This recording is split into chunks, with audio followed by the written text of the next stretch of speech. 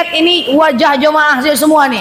Itu aja nih orang ini ha. Mudah-mudahan yang itu inilah yang masuk surga. Amin. Amin. Allahumma amin.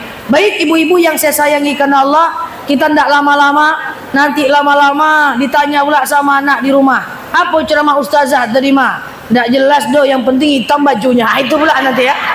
Kita tidak usah lama-lama, yang penting ada yang kita bawa pulang. Persiapan Ramadan kita, bersihkan pikiran, bersihkan hati, selesaikan dengan manusia. 3 itu poin kita. Sekarang saya tanya sama ibu-ibu, coba jawab Bu, salah nggak apa-apa. Hidup nih banyak masalah nggak Bu?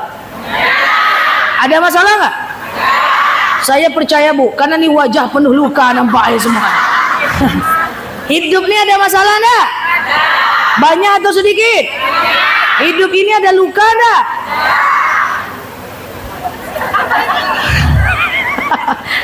Oke. Jadi hidup ini ada masalah? Banyak? Saya mau sampaikan Bu, hidup kita nih tidak ada masalah Bu. Tidak ada masalah. Yuk kita belajar sedikit. Kita lupakan hutang piutang dan jemuran itu, kita fokus sebentar. Gini Bu, hidup kita ini nggak ada masalah. Sebenarnya nggak ada masalah. Kenapa kita merasa hidup kita ada masalah? Karena kita selalu memikirkan apa yang belum terjadi dan memikirkan yang sudah lewat. Ini mau masuk Ramadan harus kita perbaiki biar hati kita tenang. Saya ambil contoh ini fakta, sering saya temukan sekali, 2 kali dan sudah banyak kejadian. Jemaah ketemu saya face to face, itu bahasa kampung saya itu. Face to face, face to face. Ustazah, iya, saya pusing Ustazah. Kenapa ibu pusing? Ya pusing aja lah pokoknya Ustazah. Iya. Pusingnya kenapa? Ustazah, bulan depan Ustazah, saya harus bayar kontrakan Ustazah. Bulan depan Ustazah, suami saya kayaknya PHK Ustazah. Bulan depan Ustazah, kayaknya Ustazah, anak saya harus bayar beasiswa, harus bayar kuliahnya, karena dia nggak ada beasiswa. Biasanya saya tanya tuh, jadi sekarang masalah ibu apa? Itu masalahnya Ustazah. Bulan depan saya harus bayar kontrakan. Bulan depan suami saya kayaknya PHK. Bulan depan harus bayar SPP anak kuliah. Iya Bu, sekarang saya tanya, masalah ibu apa sekarang? Itu masalahnya Ustazah. Bulan depan, oke Bu. Jadi sekarang masalah ibu apa? Ya itu dia Ustazah. Peka kali Ustazah nih wah katanya. Bu, kata saya, itu masalah ibu bulan depan yang belum tentu terjadi. Sekarang masalah ibu apa? Dia diam. Sekarang Ustazah, sekarang masalah ibu apa? Kalau sekarang enggak ada Ustazah katanya. Oke, itu masalah ibu bulan depan. Cukup ibu kerjakan dan ibu doakan. Sekarang masalah apa? Coba buka dompetnya. Masuk buka dompet Ustazah. Buka aja dulu. Ada duit 200.000. Bisa makan? Bisa Ustazah. Jadi sekarang masalahnya apa? Sekarang you ndak ada Ustazah ya. Jadi sebenarnya now no problem. Sekarang kita nggak ada masalah. Yang jadi masalah karena kita suka merisaukan yang belum terjadi. Paham? Paham? Coba ibu tanya, sekarang ibu ada masalah nggak? Sekarang? Sekarang? Nggak ada masalah. Apa masalah? Mana masalah sekarang? Hah? Hah?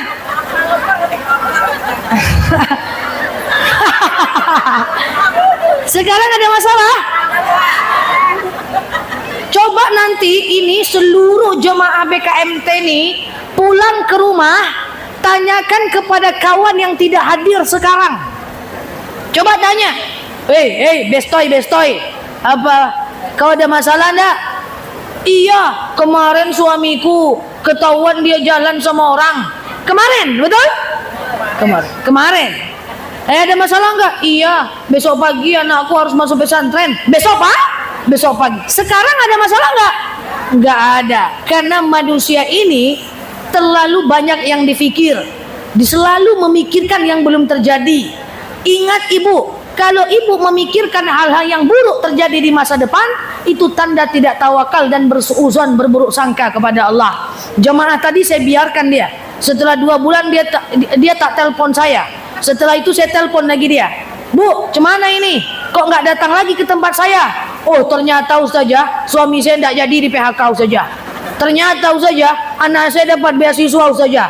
Nah, akhirnya Ustazah, saya bisa jadi bayar kontrakan. Saya bilang, tuh kan gak ada masalah. Iya Ustazah, tapi landak lalu ambo 1 bulan. Siapa yang nyuruh nggak tidur? Karena dia selalu memikirkan hal yang belum terjadi. Paham nih? Ramadan harus selesaikan ini. Jangan banyak orang yang berpikir seperti profesor dan bekerja lebih sedikit dibanding orang buta. Selalu berpikir, semua difikirkan. Yang bukan urusan kita dipikir. Ya, soal RT RW dipikir, reality cheese pisah kita pula yang pusing. Bayangkan itu, semua dipikir. Ya tak boleh ibu-ibu. Ini udah usia 40 50. Ini dari wajahnya tak lama lagi nih. Iya. Jadi jangan semua dipikir. Yang belum terjadi jangan dipikir. Saya beberapa waktu lalu minta gantikan ceramah dengan teman saya jam 2.30 ya. Dia telepon saya, Ustazah Nela, iya. Jam berapa acaranya? 2.30 Ustazah. Oke. Jam 1 beliau telepon saya, Ustazah, iya. Kalau hujan gimana Ustazah? Belum hujan lagi Bu, kata saya. Oh iya juga ya Ustazah ya. 1:30 dia telepon saya, Ustazah saya berangkat ya Ustazah.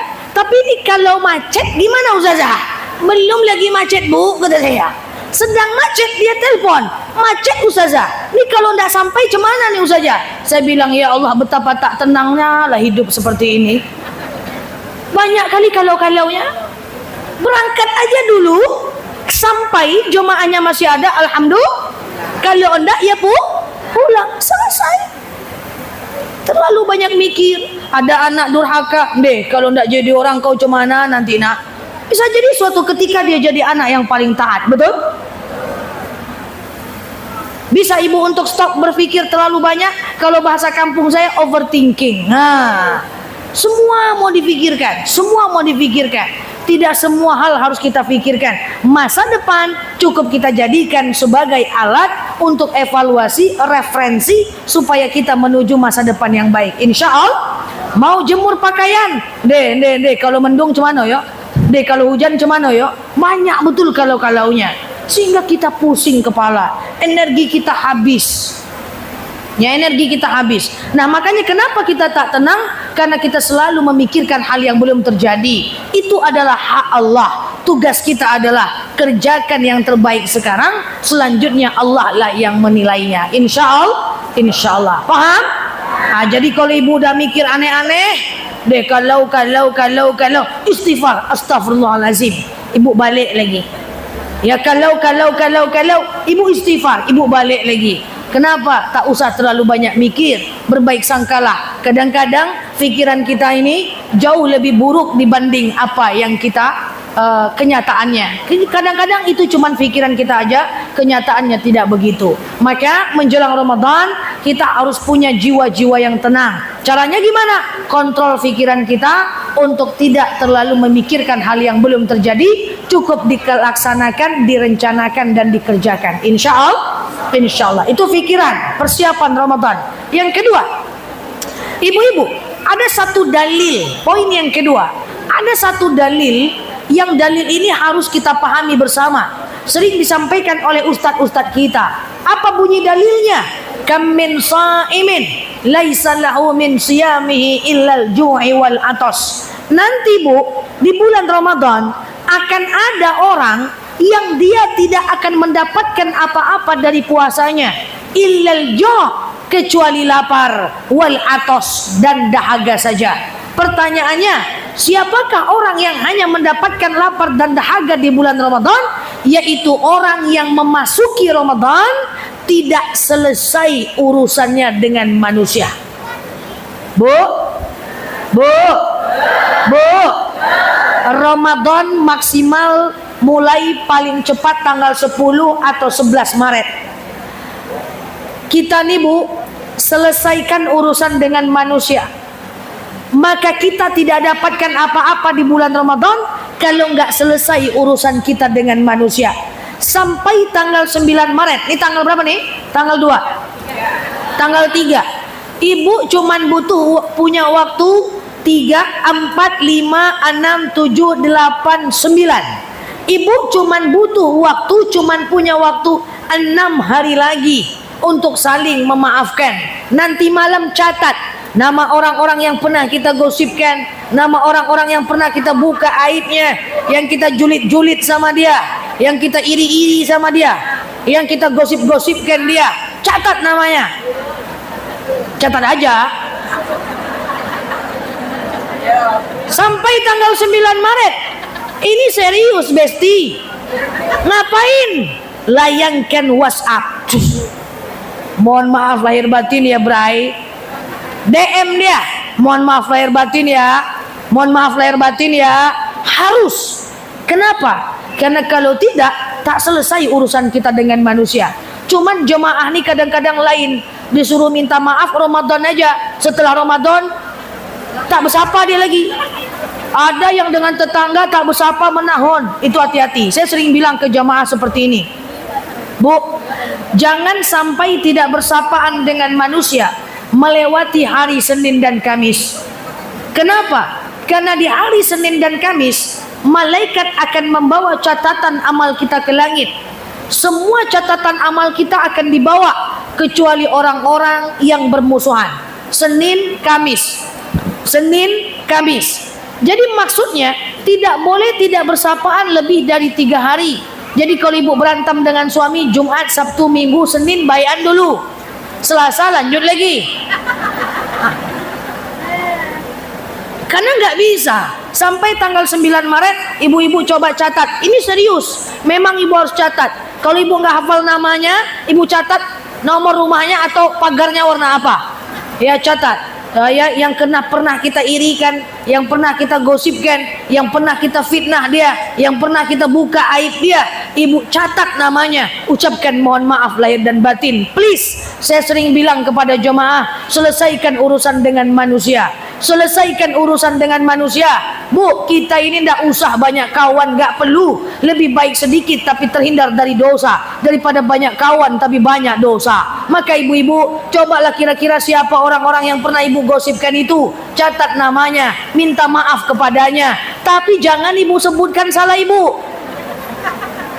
Bu, saya minta maaf ya. Kenapa gitu? Kemarin aku gosipkan ibu. Kok gitu kau? Soalnya enak. Jangan. Jangan ya. Dengan manusia cukup mohon maaf lahir dan batin saja. Hati-hati Bu.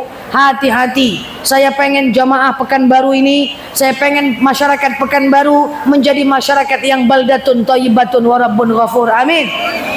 Jadi tahan.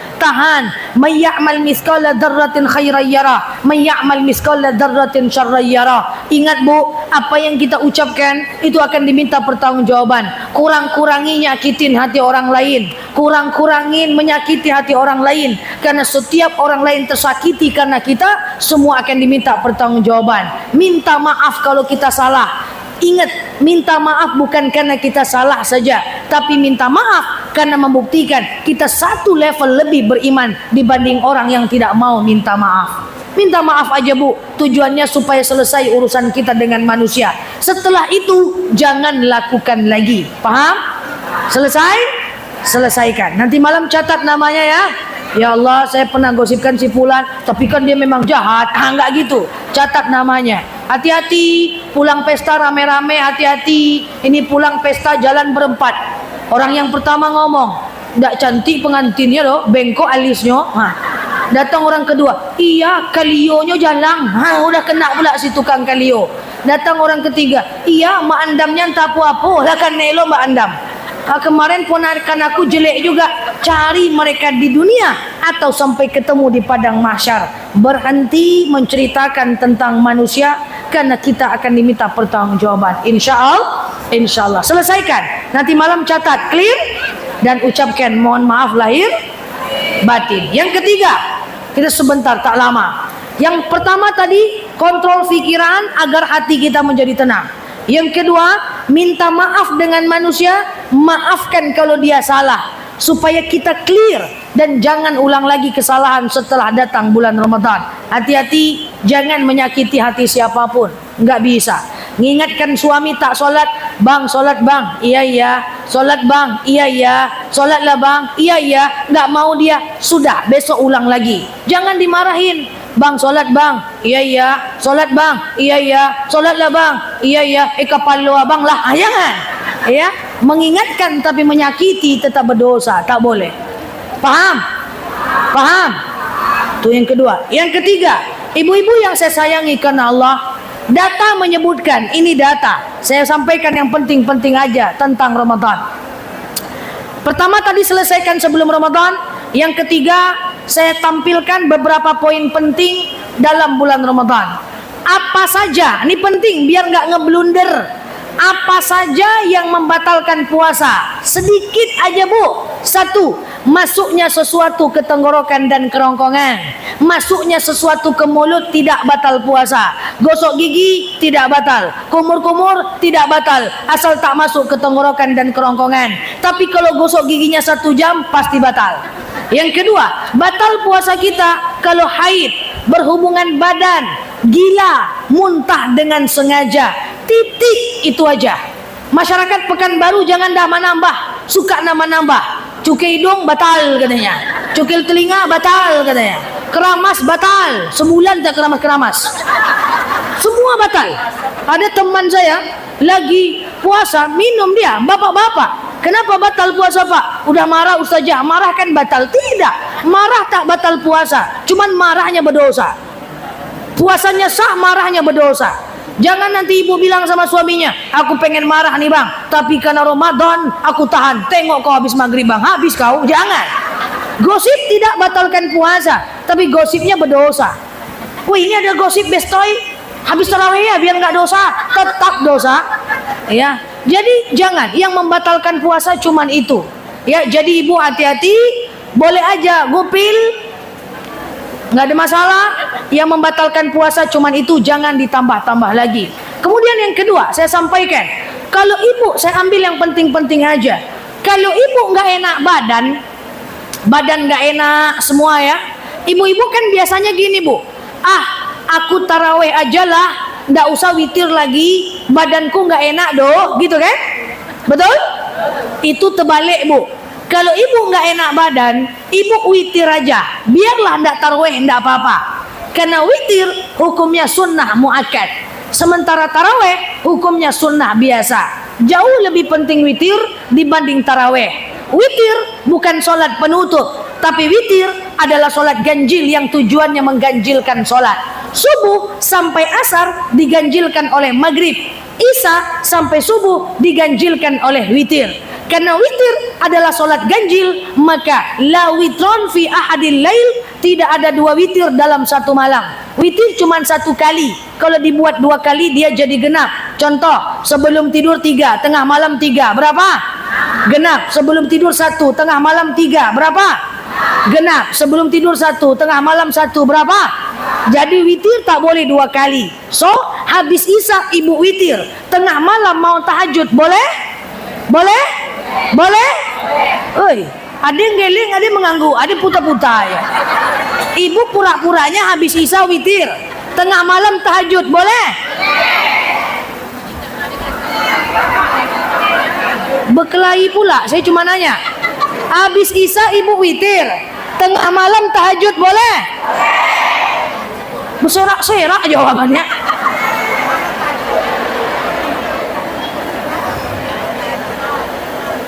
Sekali lagi. Pulang lagi ya. Habis isya ibu witir, tengah malam tahajud, boleh? Boleh. Mau witir, boleh? Enggak, karena tadi udah witir. Paham? Jangan marah-marah sih, cuma nanya. Paham. Habis tarawih ibu witir, tengah malam mau tahajud, boleh? Mau witir, boleh? Enggak. Habis taraweh sakit kepala, tidur pulang ke rumah, tengah malam tahajud, boleh? Witir boleh? Karena tadi belum clear. Jadi witir jangan ditinggalkan. Rasul tak pernah tinggalkan tahajud witir, tapi Rasul pernah tinggalkan tahajud. Rasul tak pernah tinggal witir, tapi Rasul pernah tinggalkan taraweh. Pekanbaru harus suka witir jamaahnya, karena ini adalah hukumnya sunnah muakkas. Batas witir adalah azan subuh. Paham? Saya ambil yang penting-penting saja. Poin yang ketiga, batas imsak. Leto imsak. Kalau sudah berdentung tuh, itu bukan batas puasa. Batas puasa adalah azan. So, kalau berbunyi si sirine itu masih ada kepala patin, santuang aja lama.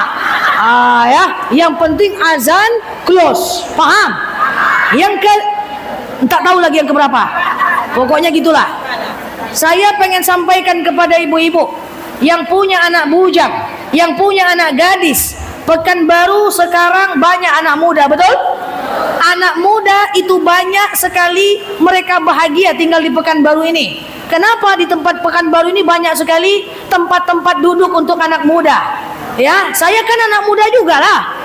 Saya senang betul. Kadang-kadang anak muda itu sebelum dia pulang ke rumahnya, habis taraweh dia nongkrong. Nanti sebelum pulang ke rumahnya dia makan. Waktu dibangunkan sahur dia tidak mau. Alasannya dia udah sahur. Saya pengen sampaikan, Pekanbaru harus bersahur.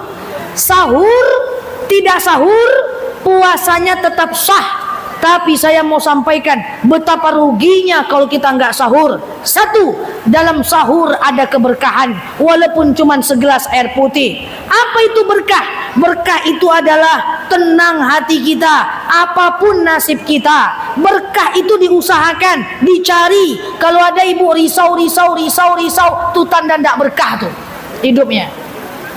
Nel, aku risau. Risau kenapa? Nggak tahu dong. Risau aja nyok. Tak tahu risau aja nyok. Itu tanda hidup nggak berkah. Nggak tahu aja risau. Maka di sahur ada keberkahan. Sebelum saya tutup, beberapa waktu yang lalu saya sering cerita kepada di mana-mana masjid. Saya ceramah di Alam Mayang. Tahu Alam Mayang? Pekanbaru punya itu. Saya ceramah di Alam Mayang. Saya naik mobil. Lalu kemudian ada teman saya, saya tengok motor, orang naik motor, ibu-ibu, bapak-bapak, anaknya dua di depan, bapaknya di tengah, di belakang bapak ada anak dua, di belakang anak dua ada emak. Alah gede-gede emak tuh bu. Akhirnya naik motor Beat. Saya penasaran, tapi mereka ketawa-ketawa di atas motor. Saya tengok, ini orang kok bahagia kali ya. Rupanya Masya Allah dia masuk ke Alam Mayang. Saya pun mengikutin dari belakang masuk ke Alam Mayang. Tapi karena saya kepo, saya bilang dengan jemaah, jemaah, izin ya saya telat. Kenapa Ustazah? Pokoknya izin aja. Kenapa? Saya mau intilin orang ini. Mau kemana lah dia ini? Rupanya berputar ke Alam Mayang, mereka berhenti di sebuah pohon. Lalu kemudian dia ambil kertas koran yang biasa, karton yang udah jelek, dia buka nasi ampera 2 bungkus, makan berenam orang nasi ampera 2 bungkus. Yang terjadi mereka happy, ketawa, anaknya ketawa-ketawa. Saya meneteskan air mata belajar dari alam semesta. Inilah berkah yang sesungguhnya. Dengan makan nasi ampera 2 bungkus berenam, mereka happy dan bahagia. Inilah berkah. Sementara banyak teman saya di atas mobil mewah berantuk-antuk berkelahi-kelahi. Besoknya Pak PJ Wali Kota, saya makan sate dangwang-dangwang di Bare Solo. Itu rasanya mantap kali kan. Saya makan sate dangwang-dangwang, enak betul di Bare Solo. Tapi ini ada yang live, kena endorse saya nanti susah ini. Di depan saya ada suami istri, di depannya ada jus kelapa jeruk madu. Kemudian ada jus kelapa jeruk madu dan sate dangwang-dangwang, rasanya enak. Saya makan dengan enak, mereka ada makanan enak, nunjuk-nunjuk, berkelahi, berantuk. Papa kan gini, mama kan gini. Tak terasa lagi enaknya si dangwang-dangwang. Kenapa? Karena tak berkah. Berapa banyak orang dalam mobil mewah berantuk-antuk. Coba lihat di Pekanbaru, kita sering ngelihat orang yang membersihkan taman. Itu mereka happy dan bahagia.